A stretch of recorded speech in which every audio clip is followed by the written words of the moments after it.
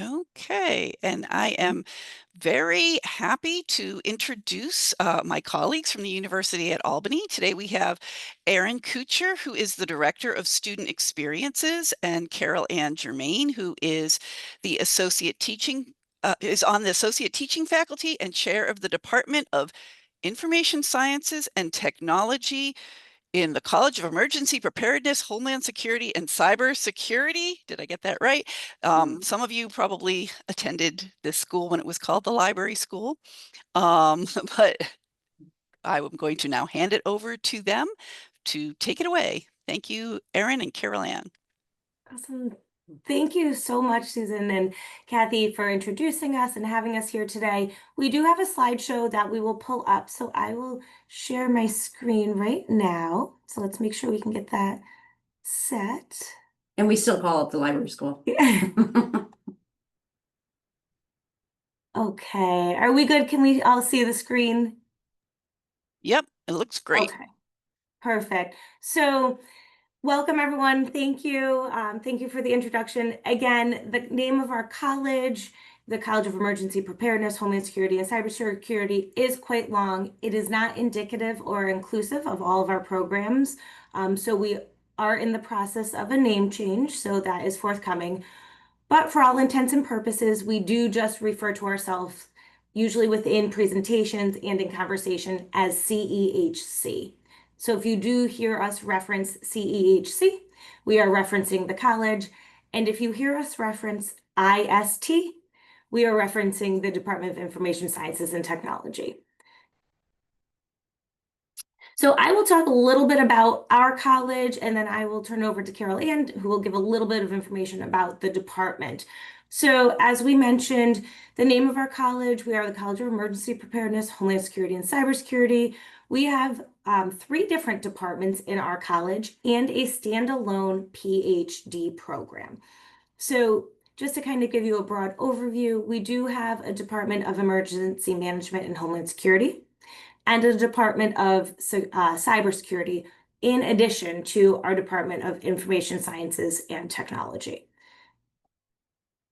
Okay, so information sciences and technology, if you know anything about the program, it's changed names many times over the last 100 years. Next year is going to be our 100th year anniversary for the library education program. So with this, over the years, we've grown. At the undergraduate level, we have an informatics program. This is dealing with a number of concentrations. We do have internships in that area as well. Informatics is going to include some technology. So if you think you have a project that, is technology based, we do have students that could do that.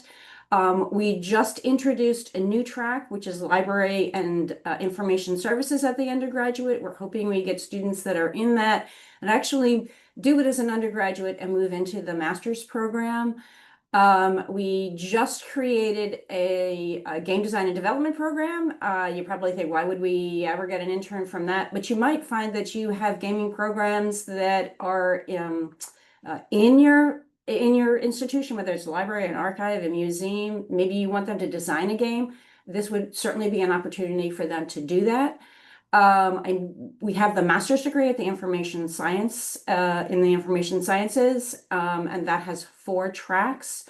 It has a library and information services track. It has archives and records management track, artificial intelligence and data analytics, and information management and technology. You probably think those latter 2 aren't going to be important for you, but you may find that you have something that you're doing administratively. And that the last one, the information management track, might be something that you get a student from who can give you some insight and you can actually teach as well. Data analytics, a lot of people we've got a whole bunch of data out there. This would be something that would really be worthwhile. You would have to, explain to the student some of the particulars of your institution, but you can have projects where they analyze that data.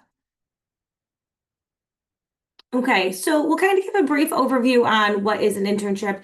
We mentioned this just because a lot of times I get this question from our external partners of what is an internship. And we really like to view it as a guided and structured learning experience.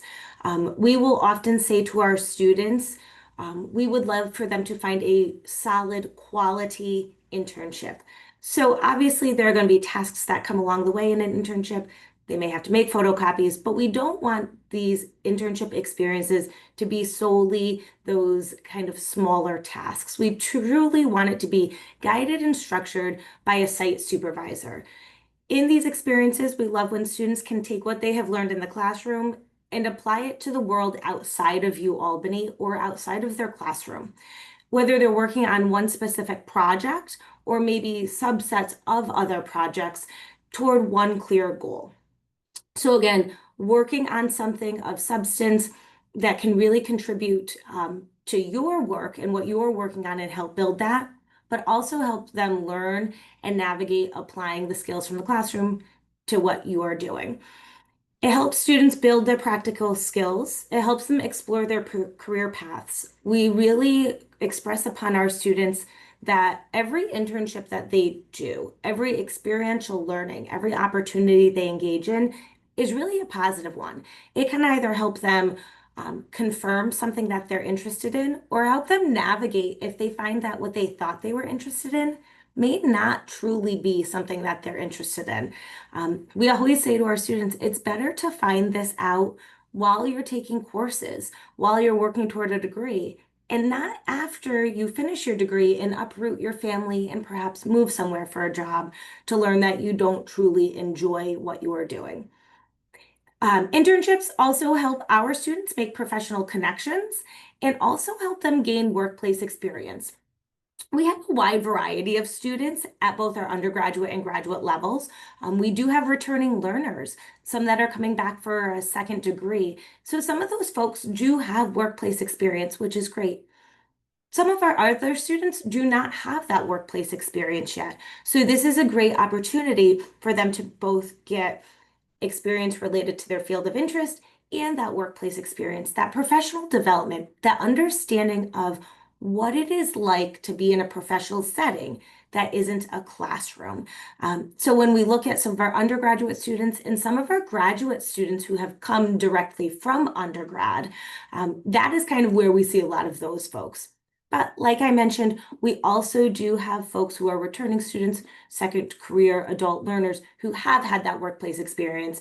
So in those instances, we really encourage them to focus on the project that they are working on at the internship and the experience of the field that they are maybe shifting to. So I'll kind of talk a little bit about why internships matter, why they're important. They really help build that connection from the classroom to the real world.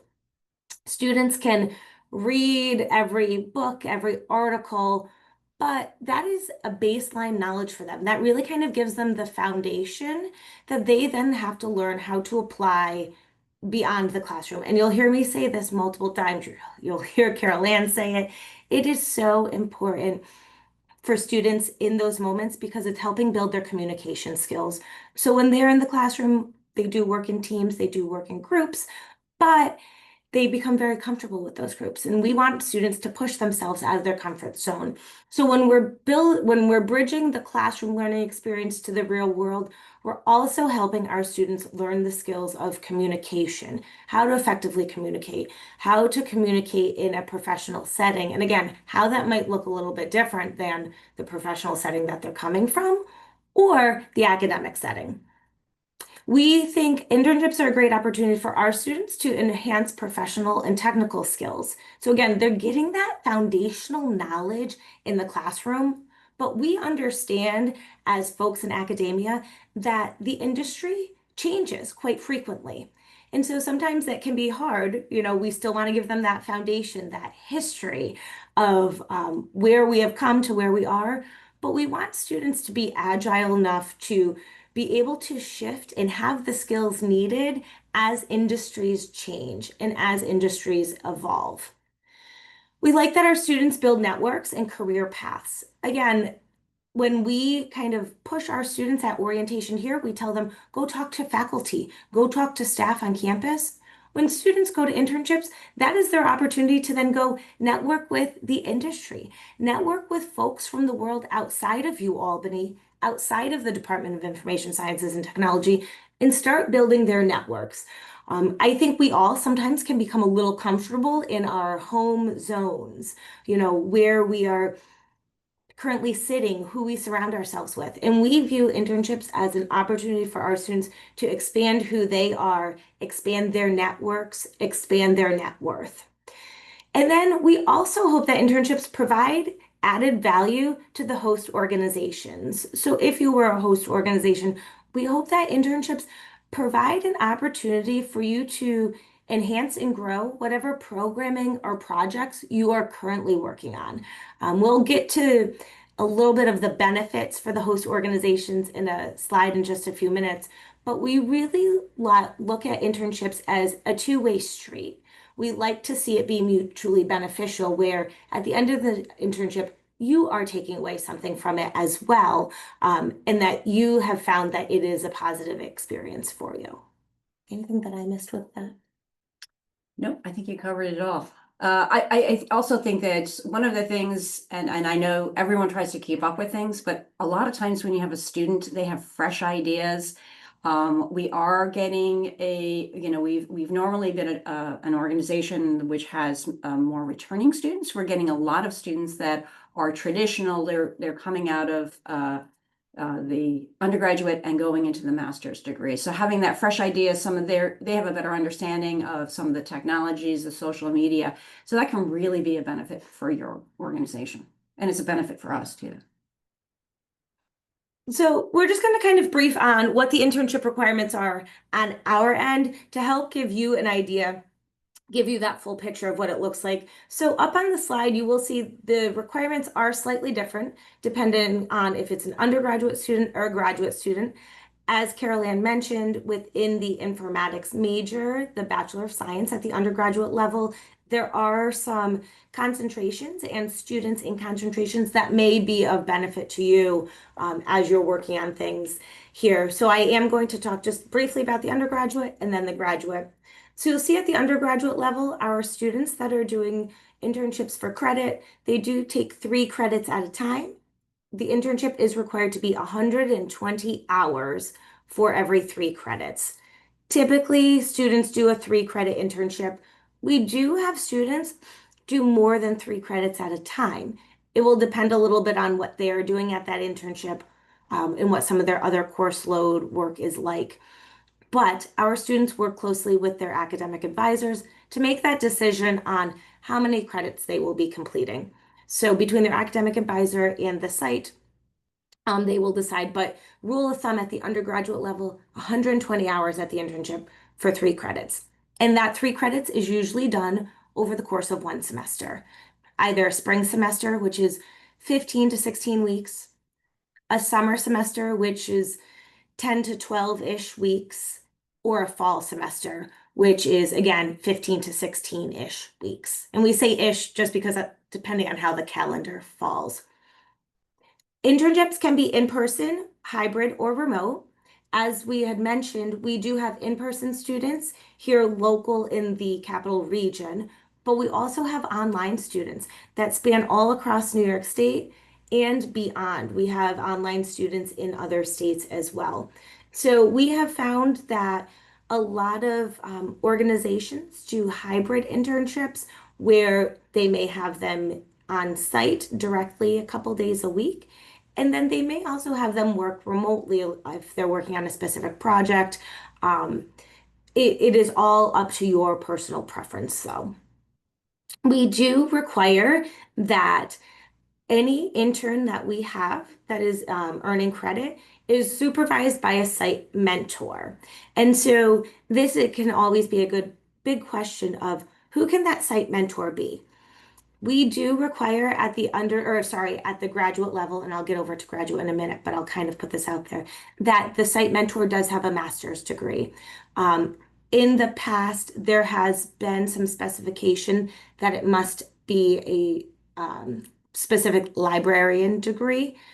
We are understanding that your degree does not always equal what your career is.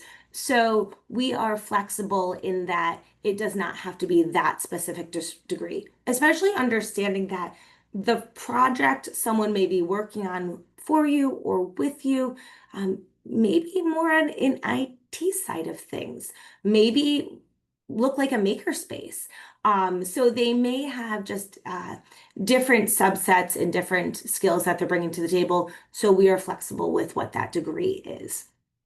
At the undergraduate level, we require that the site supervisor have a bachelor's degree. It does not matter what that bachelor's degree again is. Again, understanding that the degree does not always equate to the field. We do require that be a structured learning with clear goals. Again, it kind of goes back to our previous slide where we look for internships to be not just the intern show up and you give them a list of tasks for the day, make this photocopy, make this flyer. We do ask that it be a structured learning with clear goals. We do provide paperwork and forms that the students fill out along with the site supervisor that we will get to on a slide in a moment that will outline those clear goals so that the students can see that quite explicitly. Students register for a class at the undergraduate level that is led by an instructor. The class that they register for is fully online and asynchronous and takes them through the professional development side of things. They engage in reflections on their experiences at their site internship. And at the undergraduate level, it is graded A through E. E is our failing grade, so that can be a little confusing, but that is graded by the course instructor. So site supervisors do not have to worry about anything having to do with that. Over at the graduate level, it is 150 hours for every 3 credits. Most students do 3 credits for their internship. We do have some that do 6 credits, so they can do up to 6 credits. 150 for 3 hours, 300 for 6 hours. Again, most do the 3 credits. There are some that work at that 6 credits. 3 credits is over the course of 1 semester. A few students that we have each year that opt for doing an internship for 6 credits, they may start in a fall semester internship and do 3 credits and then be asked to stay on at the internship. So that's when they would do that second set of 3 credits. Again, we are very flexible with our students and understanding they're all in a different path. So their faculty advisors, their academic advisors work closely with them on that. At the graduate level, it can be in-person, hybrid, or remote, again, supervised by a site mentor, as we mentioned.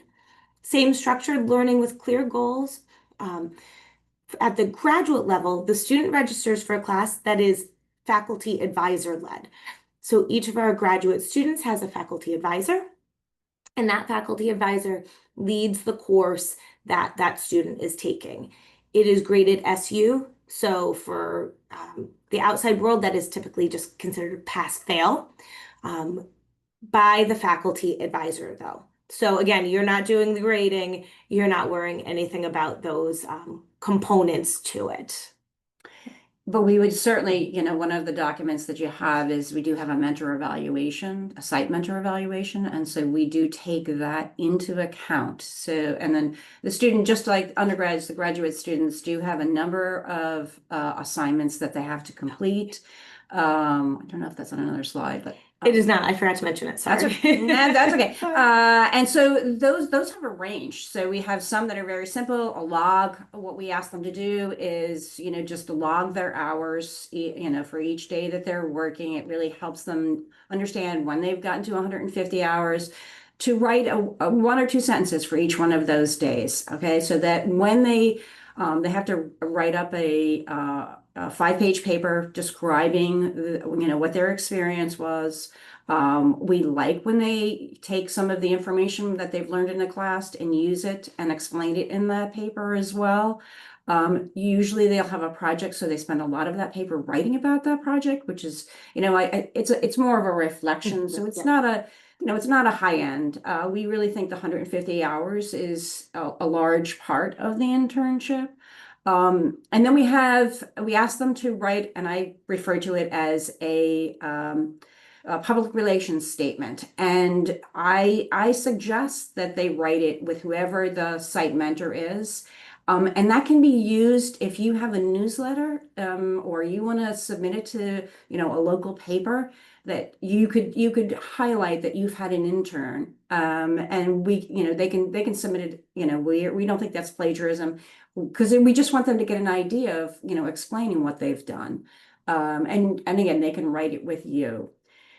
As Erin noted, we are really flexible. There are times that life happens, whether it's on the site or with the intern. If they don't finish the 150 hours in a semester, we can give them an incomplete. We'd like that to be completed within the next semester, within a few months.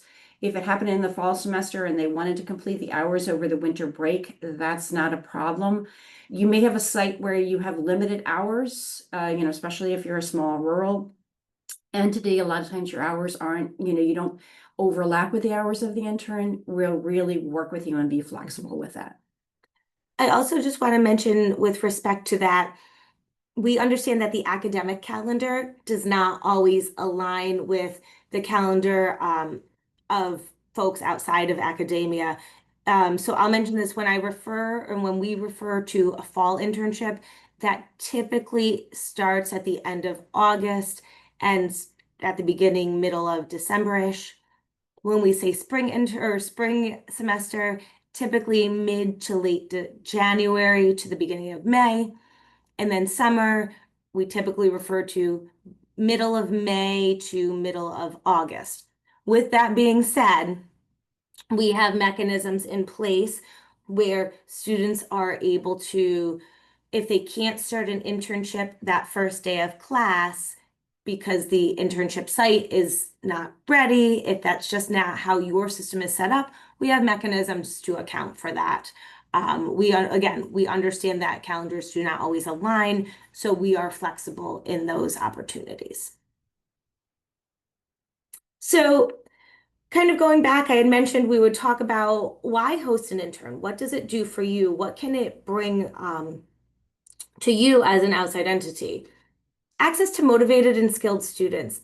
I will say we are very fortunate to have very strong faculty here who are working hard to make sure our students are prepared for their next steps at the undergraduate level, going into the career world, or maybe a master's degree, or at the graduate level, going out into the career world. So these students, they are really looking for things to do. They are really interested in wanting to get engaged in things outside of the classroom. We really push our students to engage in opportunities, whether that be organizations, professional organizations, internships.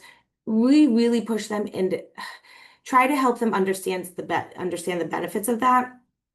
So for you folks, you have these students that would be coming to you who truly are motivated. They have the skills. They're learning from our faculty. We have full-time faculty. We also have adjunct faculty from the field. So they are learning from folks who really are top-notch. And these students are able to then bring these skills to you and really help you out as well. And hosting an intern obviously will give you an opportunity to mentor the next generation of professionals. We see a lot of retirements happening. So we know there's a lot of backfill that needs to kind of happen. And we understand the importance of bringing in folks who are prepared. And so this would give you an opportunity to mentor those next folks who are coming on board, those next folks who are going to be, learning from you in the industry world, and kind of who is going to be the future of, in your case, maybe your library site. Who is going to be taking over at some point when you are ready to kind of take a step back and relax a little bit on everything that you have been working on so hard. Hosting interns really helps strengthen ties with the University of Albany and local communities.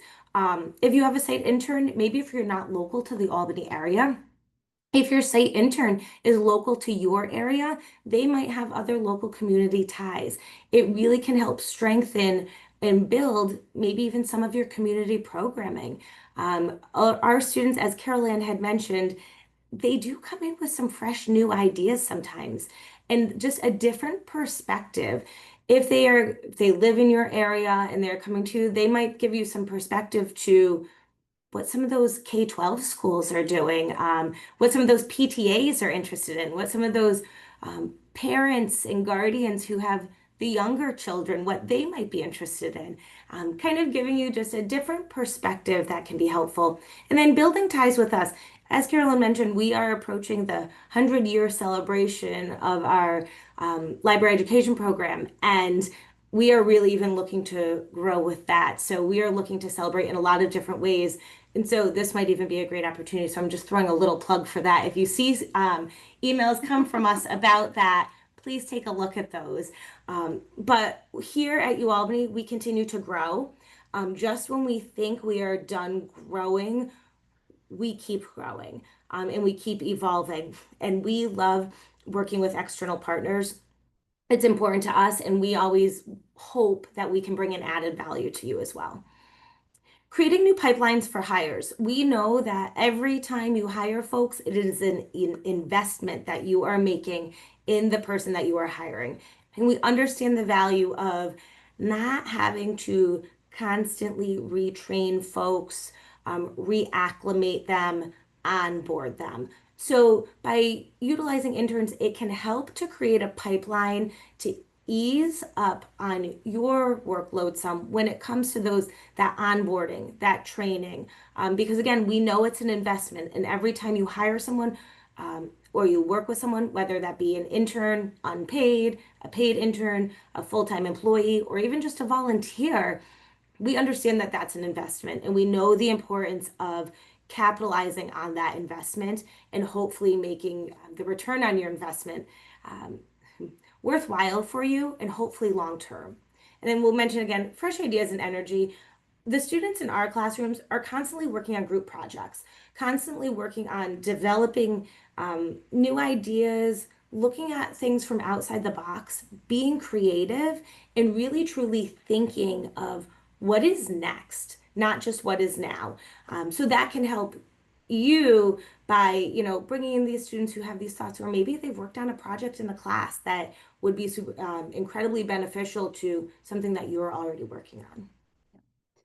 And sometimes if you think about it, there may be a project that you have that, I always have, what drives me nuts, drives either my research or my projects. There's some things that that, what, I'd really love to do that. And I just keep putting it on the shelf and putting it on the shelf and putting it on the shelf.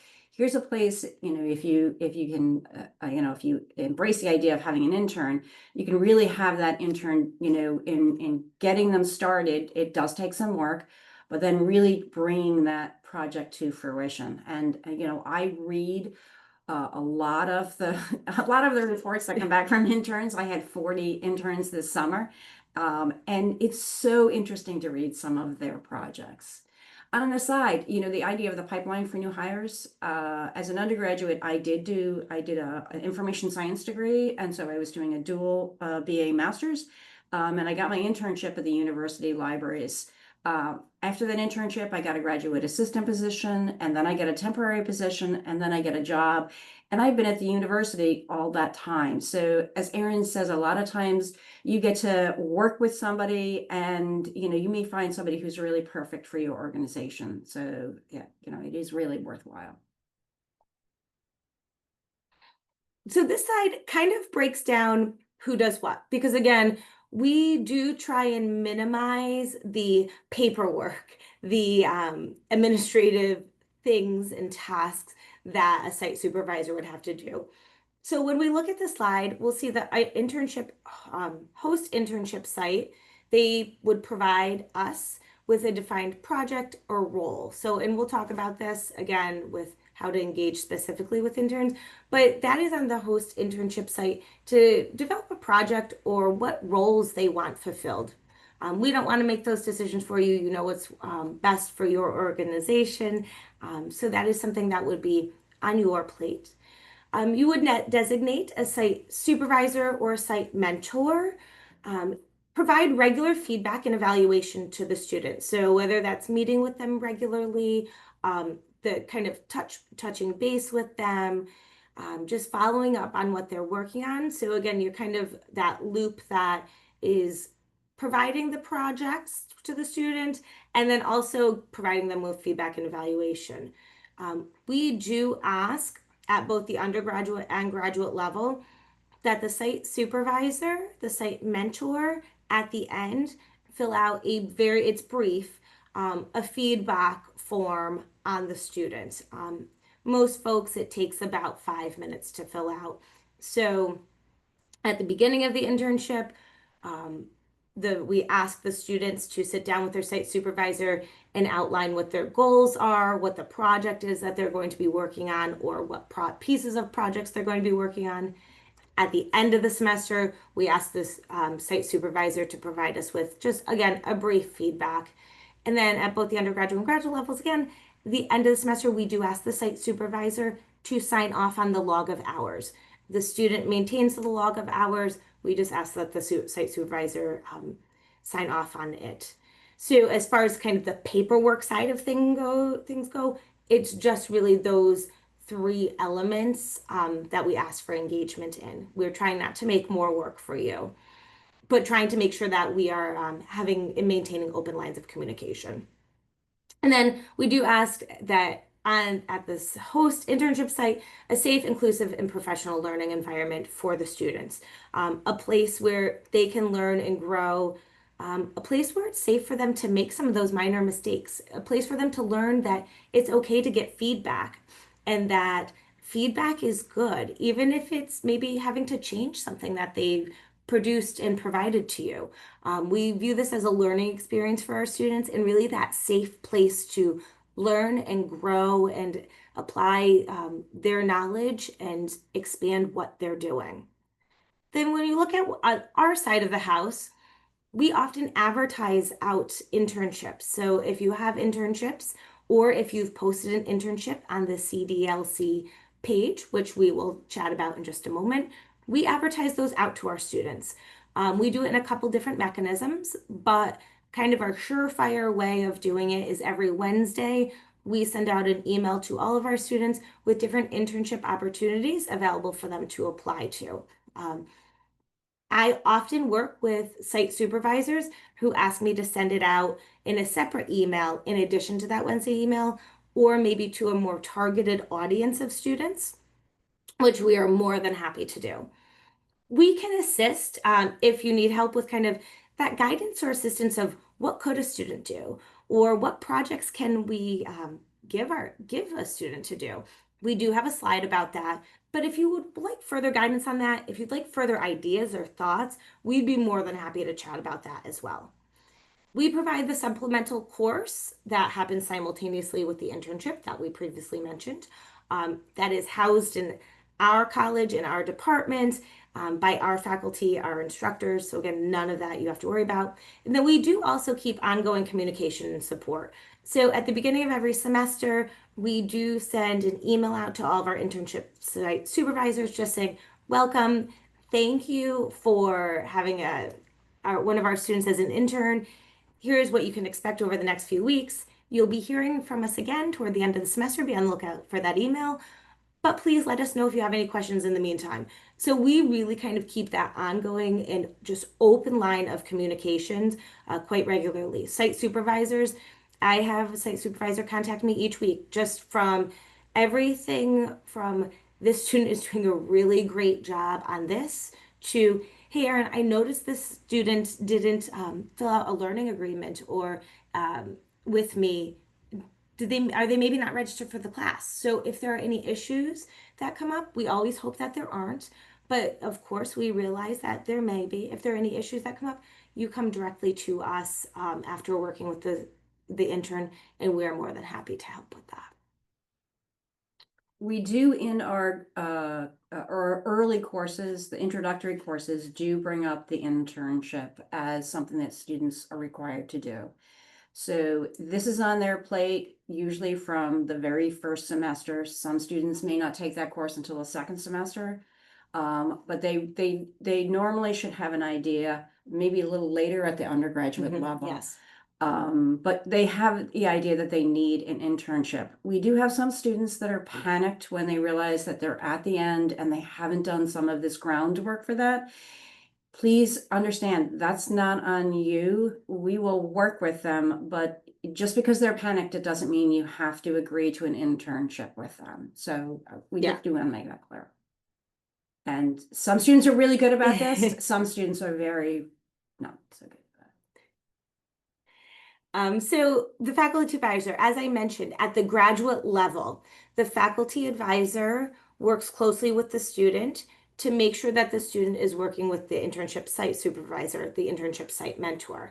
So the faculty advisor does require the graduate students to turn in a mentor information form.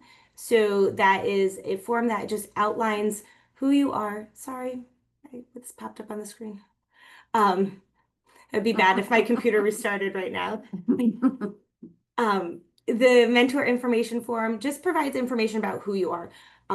Since we have a large number of students that span many different areas, we like to make sure that the students are doing legitimate internships with legitimate site mentors. So we do require, or the faculty advisors do require that students turn in a mentor information form, which is just some basic information, your name, your contact information, what your degree was in, and typically your job title at your place of employment. Students also turn into their faculty advisor an internship course application, so it will list kind of where they're looking to intern, the date range that they're looking to intern, if it's paid or unpaid. If they need to sign a non-disclosure agreement, they note it on that application. So just so that we have that information. Students turn into the faculty advisor, the reflection deliverables, which Carol Ann mentioned earlier. Again, the assignments are very reflective in nature. The log of hours, and then that mentor evaluation form that you hand out at the end. So at the graduate level, the faculty advisor expects all of these things from the student, so that student is really working with you to turn in these forms, turn in these pieces of information and deliverables to ensure that they are engaging in the process correctly. Again, we also encourage our students when they're applying to internships to really utilize this as an experience to practice applying to employment after they graduate. So, handing in those applications, taking those steps necessary, we really kind of hope that students are able to emulate that process when applying to internships. So when working with their faculty advisor, again, on our side of the house, we have that same level of expectation of these are the things that they will be turning into them. This happens on our end. So for things like the mentor information, the log of hours, the mentor evaluation form, the student will be coming to you with those, and it's provided and outlined very clearly for the students, and they bring that to you and they work through those things with you, have you sign off on the log of hours, things like that. And they may give you the mentor evaluation form early because as a faculty advisor, I give them everything all the beginning. They have a syllabus. In most cases, in all cases, they have a course page on Brightspace, so they have this information available to them. If they give you the mentor evaluation form early, don't panic about that. It's just put it aside until the end, but it gives you an idea of what you should be looking for and how you're going to evaluate. So yeah. So examples, we have, and these are just a few. And as I said before, it is, for me, it's always a joy to read these. And there are times when I read papers where it's not a joy. But with these, I get to see so much of the work that our students do and that they've, most of them are doing this after they've completed 18 hours, okay? And so I get to really get some insight in what they're doing. A lot of sites sometimes have, they don't always know what projects they could do. So here are some of the examples. You may have a collection that you want digitized. You may have an archive of some sort. Keep in mind, if you are a museum, while we do have some courses in the history program, a lot of our students aren't taking those museum courses, so they might not have some insight into that. So you'd have to, give them the details of that to begin with. most of them come up to speed really, really quickly. A lot of times you may want to create a database of some sort. You may have, something special either in your archive or in your program that a database would be really cool, or you've got something that you've already started, or you may have another technology project that you've started but you haven't finished.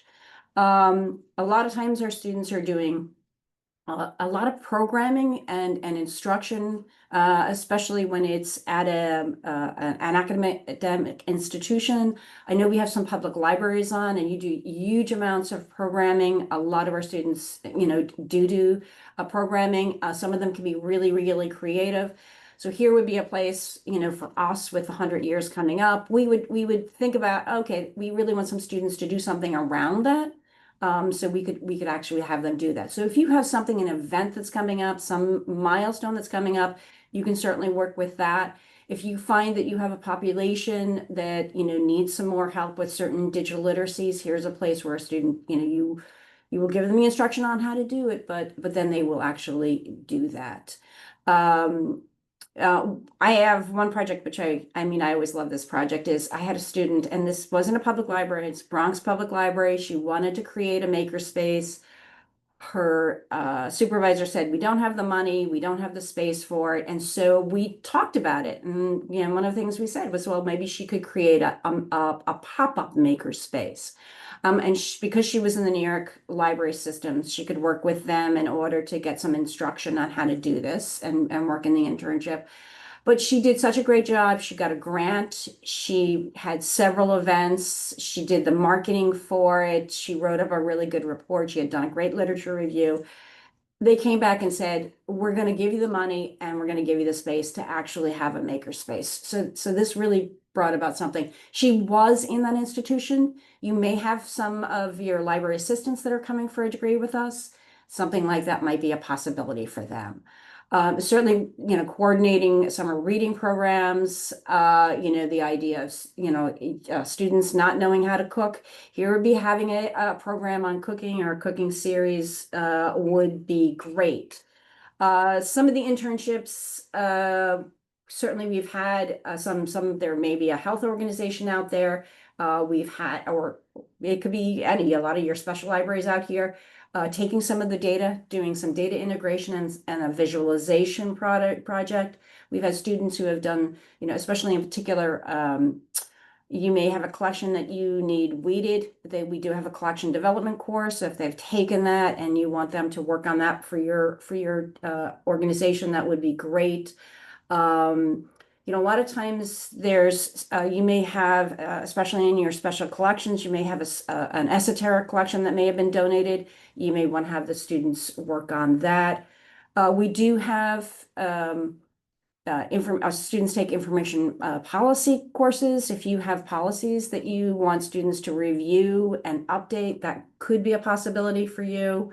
We actually had, this is more for a public library, but creating a garden and then using the library resources in conjunction with that. So there's lots of things that students do that can be really helpful to you, but it's rewarding for the students. And again, putting out a public relations, article on it, it really highlights some of the things you're doing and that you're bringing in the next cohort.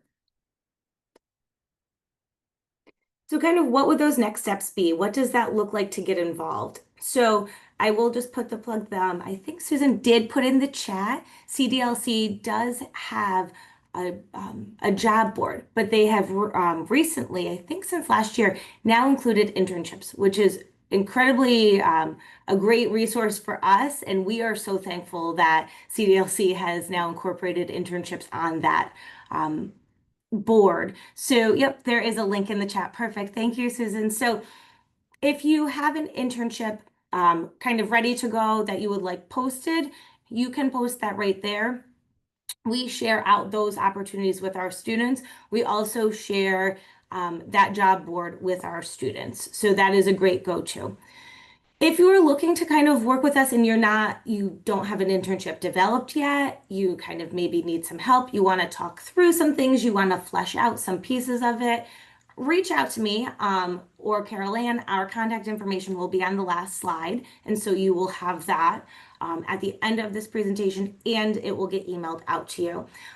But typically, these are the pieces of information that are at a bare minimum that we ask to be provided. So whether you're sending it to us or if you're putting it up on the CDLC page, please, make sure the name of the organization, who you are, is included. If it's an on-site or remote internship, identify the level of student that you're looking to work with. A lot of internship postings lack this piece of information. If you're looking to work with undergraduates or graduates, this is incredibly important because then we will have many students reach out to us and say, hey, is this for undergraduates or graduates? And then we have to reach back out to you. It delays your process. We don't want to have to do that for you, or we don't want to have to delay your process. So please identify the level of student. Typically, a basic description of the role or duties or project that an intern would be working on. The name and contact information at the host site, who they can contact if they have any further questions, and then any materials that you would like included in that application, whether that be a resume, portfolio of any sort, or just a brief statement of interest. So when you're looking at really kind of sending out those internship opportunities, these are the main pieces of information that we look for or that we ask that you think about and consider including when posting on a site. But if you have questions, if you want to talk through it, please let us know. We have ongoing partnerships. We have internships that are reoccurring every semester. So some of the most beneficial internships that we have found is kind of if you start an internship and we become very familiar with you and the projects that you have students do, we are more easily able to articulate those things to our students when faculty advisors or academic advisors meet with students, which really can help boost the quality of student you are getting to apply to these internships as well. So we really look at those ongoing partnerships and opportunities with those reoccurring internships. There are some entities out there that do require an MOU or affiliation agreement. On our end, we don't require it, but we do know that some outside entities do require either an MOU or an affiliation agreement. If your entity does require one of those things, reach out to us, let us know. The MOU does take a bit of time. The affiliation agreement is a bit more speedy. We have to work with our purchasing office who works with the legal teams here at Albany. But I facilitate all of that process and can work closely with you on that. We also would love to mention if you're ever interested in just what we do as a college or as a department and seeing some of the projects that our students work on, every semester we host a showcase. We do an in-person showcase and a virtual showcase. So if you're ever interested in attending either the in-person showcase or the virtual showcase, let us know. We would love to get you here to see the work that our students are doing. We would love to get you on our virtual showcase. It is asynchronous, the virtual one, to kind of see what our online students are doing as well. So our showcase is a great opportunity for you to learn more about us and who we are through the work of our students. Do you have a question? Yes. Would that be handshake? Is there a central location to send internship? Okay, yes. So handshake would be the best opportunity for that. I will say we are currently utilizing Handshake as a university. That is a university platform that advertises internship opportunities, job opportunities, and information session opportunities out to students. Handshake may look a little different in the near future, but as of the moment, it is Handshake. We can get that information out to you. Or if you want to send us an email, again, our emails will be up in just a moment. Send us an email and I can get you the direct contact of how to get that up on Handshake. Okay, and I know you started the question, but I'm going to read the whole question out for the recording. Oh, thank And you. the Sorry about question that. was, is there a central location to send internship opportunities to reach other UAlbany departments? And so that would be Handshake, and you can send the information to Erin, and she can get it up there. And then let's see, the next comment, apologies if I missed this, is an internship for credit required for graduation or a graduate degree from UAlbany? Really great question. Thank you for asking that. So at UAlbany as a whole, no, it is not a requirement. In our program, so our Masters of Science and Information Science, an internship is a requirement for the Masters of Science and Information Science degree for graduation. Um, at the undergraduate level, we require our students to engage in experiential learning. An internship is one of the opportunities that they can utilize for experiential learning. We also have things like capstones that our students engage in. So if you're ever interested, I know this isn't about capstones, but we always have to plug the different things that we do.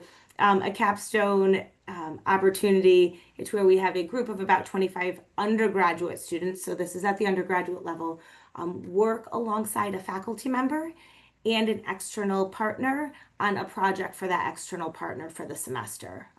Students usually break into groups of about 5 or 6 and work on different components of the project. So again, I know this presentation was not about capstones, but another great way for you to get involved if you're ever interested, just let us know.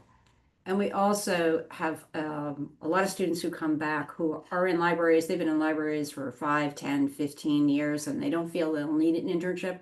We can do an independent study. We do have to go back to the graduate school and explain again in detail. I mean, and it's okay, it's a couple of paragraphs, why we can substitute an independent study for an internship. But it usually would be somebody has years of experience, and so the internship, they're going to stay. They may be promoted, but yeah, an internship's not going to be as much value. Okay, another question. Do graduate students ever pursue an internship without paying for credits? And if so, does this still go through me? So we have had students that pursue an internship not for credit. I would say that that's very rare, though. I would say the instances that that has happened during is when a student has already done maybe a semester of an internship and would like to continue at that internship and no longer needs more credit for it. So I would say that situation is pretty rare, but if we fall into that, it can operate through me. I can work closely with the students on that as well, or the internship site. That is totally fine. But again, that's kind of rare. It would be more if the student was looking to stay on to the internship, which happens quite frequently. But they don't want to continue getting credit for it. Let's see, we have a few questions. I'll put them in at one time. Do you have many students looking for internships at public libraries? Oh, thank you, Jim. So Jim from Clifton Park Half Moon Public Library. My kids love that library. Thanks, Jim. Yes, so we actually do. I think a lot of our students, they're interested in public sector. So even some of our students who maybe were with us at the undergraduate level and have done our 4+1 program and now are at the graduate level, they are very interested in that public sector. They're interested in the opportunities that public sector can bring to them. So I think we see a lot more students interested than you may initially think on the surface. We hear a lot from the just industry as a whole on the outside, where a lot of folks think that students are interested more in private sector right now. But I think the feedback that I get from students is they're very much leaning toward public sector. At the moment, I don't have a great reason for that, but Okay, so I can give you a little more insight into this. So for our graduate master's in information science program, we're a little shy of 400 students total. That again is going to be, we do have online students, but just to give you an idea, we probably have about 100 students that are in the LAS track, so that would be public libraries and academic libraries.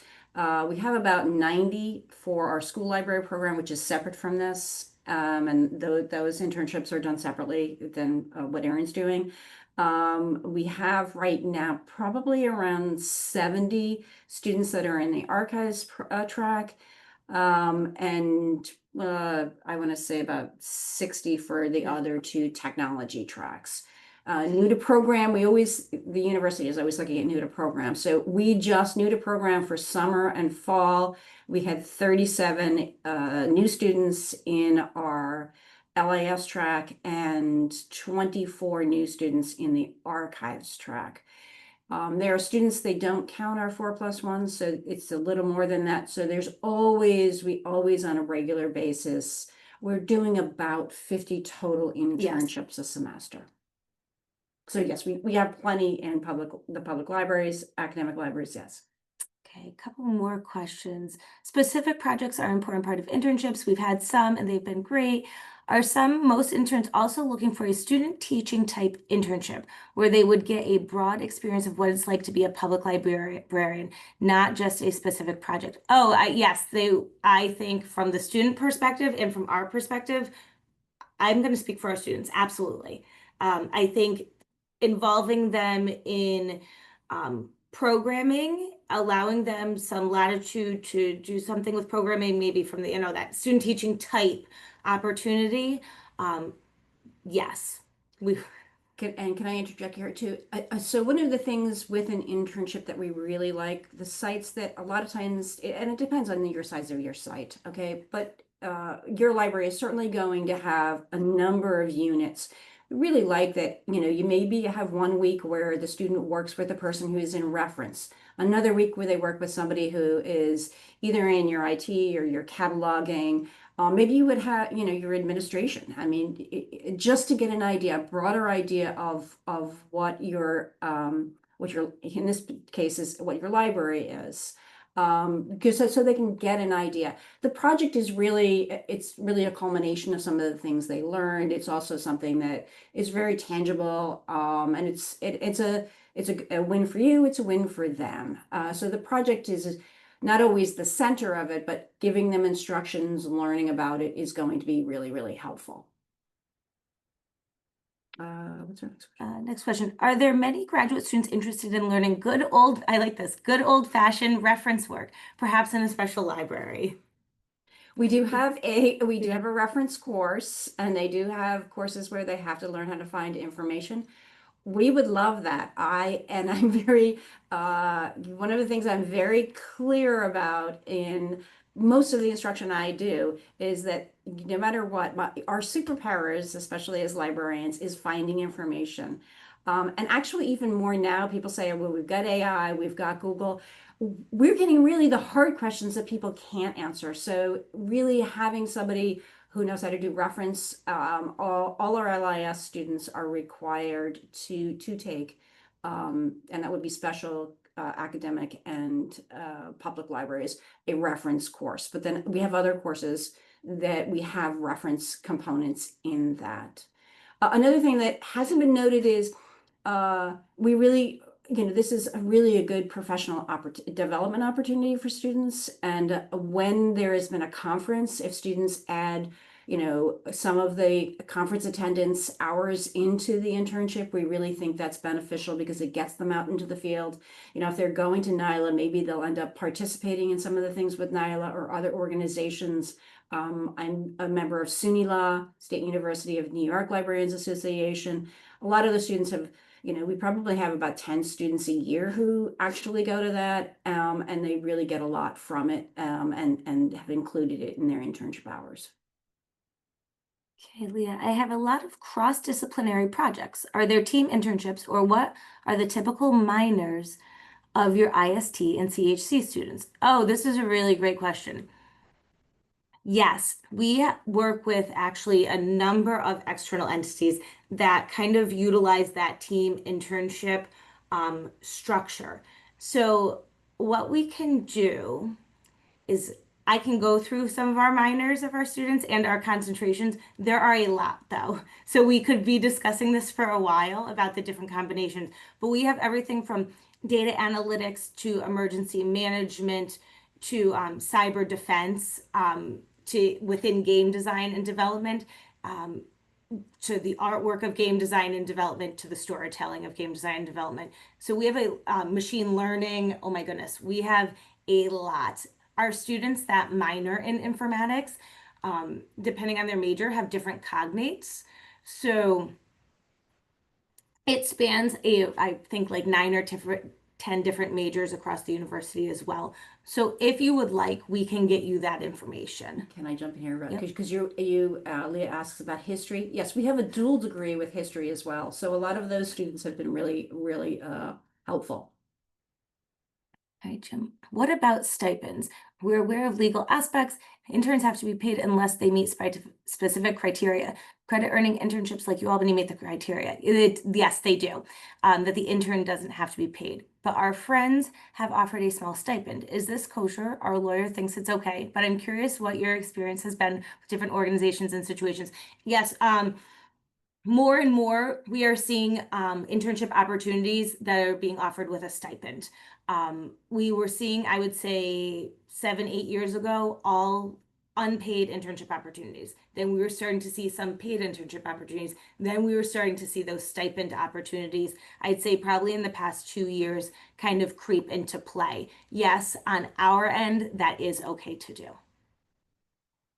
A few last things before we wrap up. And again, if you have any other questions, just throw them in the chat. Carol Ann mentioned this, just a few other thoughts, but we always look to have a contingent plan if something happens with, someone has to go on leave who might be the site internship supervisor. We are flexible. We are able to work with our students. We wouldn't want to add any stress to you in those moments. So we always say, we look to have a contingent plan of what to do in the event something happens and a student isn't able to complete their internship with a certain site supervisor. If things come up, extenuating circumstances, life just happens. So we always note that, to always think about on the internship site as well, to think about contingent plans. We always suggest too, to have that overflow list of tasks or projects or things that a student can do if they've completed what they've already been working on, and maybe you are kind of tied up in working on other things and you don't have an opportunity to sit down and talk to them maybe that day or the next day, but the list of things that they can refer back to and maybe small little projects and kind of work along over the course of the semester, and just things that they can do to supplement the projects or things that they're working on as a whole. We do say that tasks that may be considered tedious are important, but they shouldn't be the sole project. We are, I think, very supportive of students learning all different aspects of a job, of an internship, and some of those tedious tasks are important and integral to learning what this role takes. We do ask that that not be the sole thing that the student works on, but instead maybe, an experience that they engage in within the internship to just kind of understand the position as a whole. And then we really look for our students to be able to highlight these opportunities, the things that they have done at the internship on their resume, something that they can speak to, hopefully if they're applying to opportunities at your site for a future career, but looking for them to be able to engage in things that they can speak to, that they can talk about, that they can highlight, that they can truly take away and be proud of and say that maybe they created or that they worked on. And then we always talk about constant reevaluation of our structure and programs. That's something that we always look at. We are always looking internally and externally to see like how we can better ourselves, how we can work more closely or better with our students, and how we can better prepare our students for your internship programs. Anything else you can think of, Caroline? Other thoughts? I'm just going to put this out there. I don't know if I'm going to get in trouble for it, but I can slap my hand later. We do have graduation, and we do have, we have the larger graduation for undergraduates, but then we have a college graduation. You are always welcome to come to that. Many times, the internship site can be like one of the most important experiences that a student has. And so if a student ever invites you to that, we'd be more than happy to have you come. We have an undergraduate, usually it's on Friday, and then we have the graduate, which is usually on Sunday. And they're not huge. Yeah, well, I guess the undergraduate one is usually. Yes. But it's not the whole university one. Yes, we do a small with just our college and departments. But similar to our showcase, we would love to just kind of get you here. A lot of times, and I don't think I mentioned it, our students who engage in internships will present about their internship at showcase. So internship site supervisors. So if you aren't an internship site supervisor and you would just like to come check out our showcase, we're more than happy to get you here. But if you do have an intern and you would like to come see them present, we often have the internship site supervisors come and check out the students when they present. Any other questions that you can think of? Yeah, and feel free to raise your hand or just turn on your camera and come up if you don't want to type them into chat. We're happy to talk with you. But I was at a meeting at the school a few months ago, and you may remember this, Carol Ann, but I know that some of the librarians there said that they would have people coming to them for internships, but not really knowing what they wanted. So do you recommend like libraries even just having, on their back burner, like some descriptions of internships if they have someone approach them that isn't really sure what they're looking for? I think that's very helpful. And again, for an intern to come in and say, I want an experience and you direct me, having a description that's more focused really is helpful for the site and for the student. And if the student doesn't meet that it's okay to say, this really isn't, it's just like hiring somebody. You're not going to hire somebody who wants something very broad. So really fine tuning that really is helpful for you, and it's really helpful for the student. And it's okay, as I say, to say, no, this isn't going to work for you. We suggest something for you to explore something else. And they do. We've mentioned it a couple of times. The idea is they have an advisor, and they're going to have a faculty advisor as well. So again, that's usually students that have waited to the last minute and can't really quite parse out what an internship is. We have that more on the data analytics and the IMT side rather than the library and archive side. Looks like there was another question. Do you know if similar procedures exist for other library schools that locals might be attending? So yes, there are definitely similar procedures. I would say we are more unique in our structure of our programs and less unique in the structure of internships. I would think it's fair to say that many of our peer schools run a very similar internship structure. They may not put as many resources into it. It all just kind of depends on if they require the internship at their program. If they require the internship at their program, they probably have someone like myself in addition to a Carol Ann. If they don't require it, it may be someone more at the university level. But again, at the university level, it would be a similar structure. It would just be someone who's more of a generalist. Any other questions? Any other questions? Yes, we have 20 minutes. So I know some of the libraries did say they haven't had a number of questions, and I saw that they put them in the chat. So perhaps you've answered them all, but we do have time if people have any more questions. And while we're waiting to see if anyone wants to come up or type it in, I just wanted to thank Carol Ann and Erin for spending time with us today. As I said at the beginning, the recording and the slides will be sent out to all registrants. For those of you who are CDLC members, our plan of service planning for planning our plan of service for the next 5 years is coming up. And so watch your emails for announcements of meetings and surveys related to that. If you're in other councils in New York State, all of the councils are doing this. Some of them have already started this process, so you may have already participated in that, but still we really want and desire your input so we can give our members what they need during the next 5 years. So, okay, we got some thanks in the chat there and people saying they'll be in touch. I will We can't wait. We look forward to it. okay, well, it looks like there are no more programs for today, so we can close this down early. And again, I will be sending this out. And if you have any suggestions or ideas for future continuing education programs, you can just let me know. It's Susan, SUSAN, @cdlc.org. Right. Thank you. And if anyone wanted the forms that